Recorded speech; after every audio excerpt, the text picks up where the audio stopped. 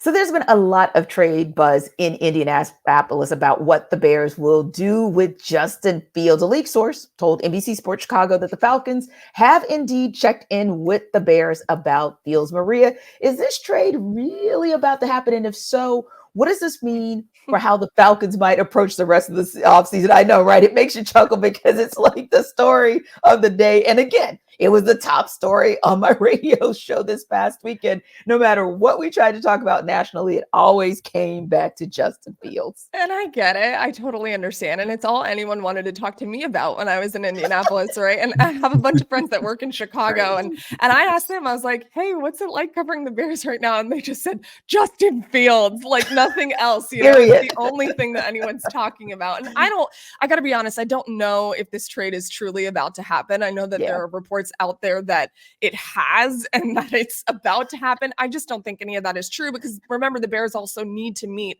with these top quarterback prospects. And as of what day is it? I've been in Indianapolis. As of Tuesday, they still hadn't done that. And as of Wednesday, they still hadn't done that. And they do need to meet with Caleb Williams. I know that that's very important to the Bears franchise. I was told that directly multiple times in Indianapolis. So nothing is going to happen with Justin Fields until they can feel out their other options and until they can talk to other teams. Now, a lot of people are of the belief that Justin won't be the quarterback in Chicago next year. Where he's going to be, I'm not sure because you are going to have to give up some things for Justin. You are going to have to take on a lot of money. You're going to have to give him a lot of money.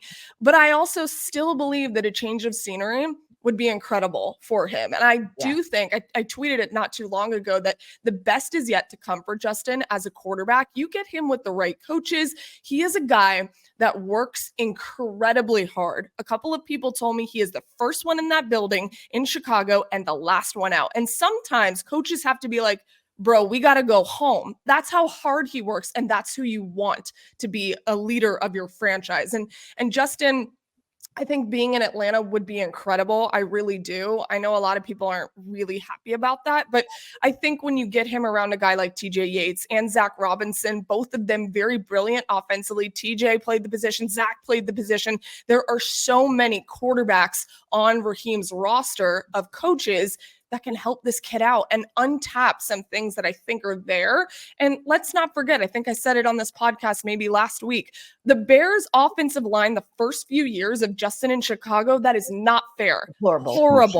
Horrible, right? And you can't really blame Justin for some of those things. And people are like, oh, he's running for his life. Well, yeah, look what's in front of him. And I think that this Falcons offensive line, put Justin behind him, tweak some things, maybe, work on his passing a little bit. He can be obviously a little bit more accurate. Everyone knows that. He's got playmakers here. I mean, I like it. I think it would be great, especially because he's on the younger side of things when you talk about a Russell Wilson or a Kirk Cousins who would be plug and play. And honestly, one more point, because I could obviously talk about this all day. When you read between the lines of what Raheem Morris has been putting out there in Indianapolis, and he keeps saying competitive very quickly and all of these things, that doesn't feel like a young quarterback to me. That feels like someone who's been in the league. I don't know. They may be trending a younger quarterback, but I also think this team shouldn't trade up to get a quarterback because they're going to have to give up way too much. And I don't think they're there yet.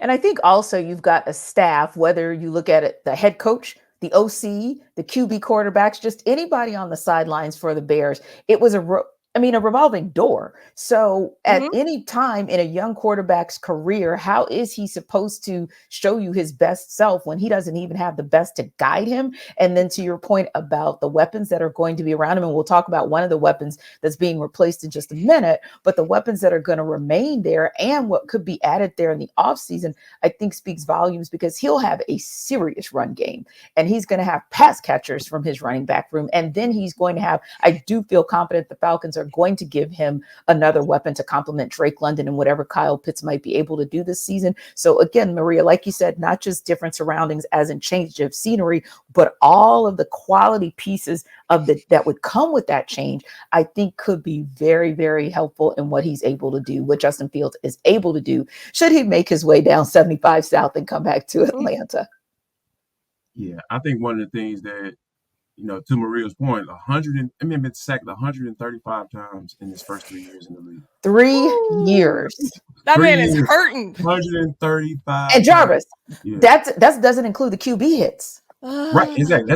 That include him the amount of times he's been hit too. So Yeah. like when you think about just the resiliency that he's shown being up there and also the guy being the first guy in, like Maria mentioned, and the last guy out, that shows you dedication. Because I feel like and my whole thing is on the Justin Fields piece. I know people, some people kind of feel a certain type of way about it. I look at it like this.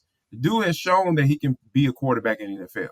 He's flashed. And I think that when you look at what he will be surrounded with when he gets down here, I feel like it's a better situation for him, to be honest with you, because when you look at what Matt Eberflus, I don't see him being that coach for that team for the long term. Like, now, granted, the defense has played better.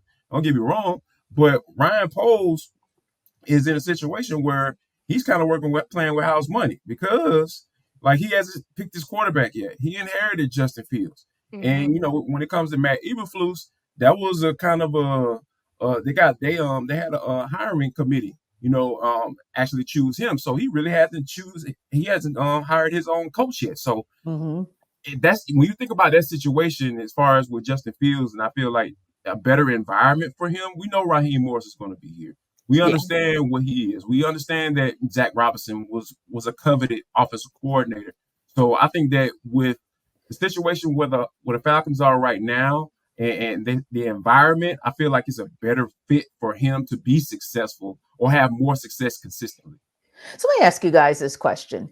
What do you think when we talk about, there being this contingent that just really doesn't want Justin Fields in that QB position? What do you think is that thing driving it? Is it that, oh my goodness, what if they make a bad decision again on QB? Or is it that people are more convinced that there's someone better out there, be it Cousins or Wilson, or even someone better in the draft? Is it, hey, what if it doesn't work out now? Are you going to be stuck with him for the next couple of years? What do you guys feel like is the number one thing driving this?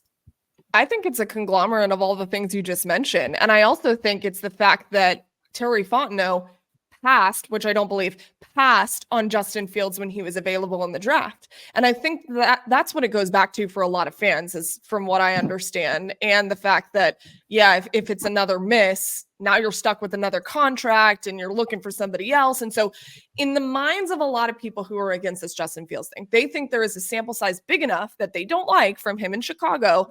So why would it be different here? Well, you've seen that happen with tons of quarterbacks in the NFL. They can go to a different team and show you something else. I mean, look at how Justin was in college and look at what he has shown you in his last year in Chicago, this past year. Not saying it's the last year, but this previous year in Chicago.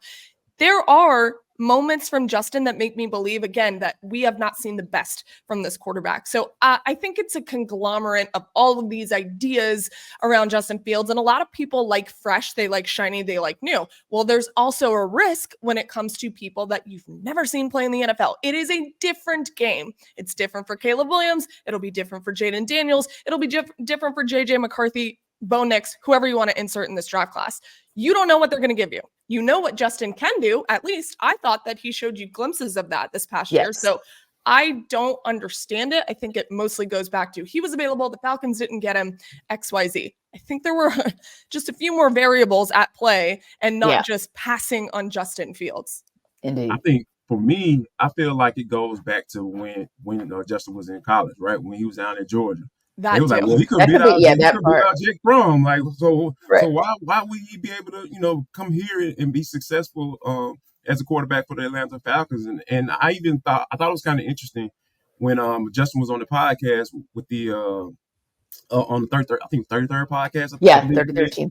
33rd team. Yeah. So it was, and he was talking about how his time down in Georgia. He was saying how it was BS playing time because, when he got in the game, they didn't even really throw the football. And he was kind of told that this was going to be a real quarterback competition, and it just wasn't the case. And I felt like the same way, when during that time back in 2020. So when you think about all those things that came out about him as far as how he could read defenses and all this stuff. Mhm. Like you hear some of the people regurgitate some of that same stuff now, and I'm like, dude, the man went to throw 50 touchdowns in Ohio State, Yeah. as soon as he left Georgia. So I think it's like a lot of stuff that a lot of narrative stuff, like, and not necessarily people saying, hey, I looked at the film and I see that this guy can't be a viable starter for the Falcons. I don't think that's the case. I think it's just a lot of stuff that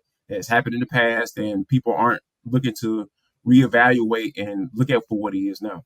Yeah, and it's amazing because normally it's the recency effect of what you do, to Maria's point about what Justin Fields showed us in that third year or third season of his time with the Bears. We're going to stay in Flowery Branch because there's a move that was made this week that might give us some indication of where they're going in the offseason, but we're also going to take a trip downtown when we come back and go around the metro.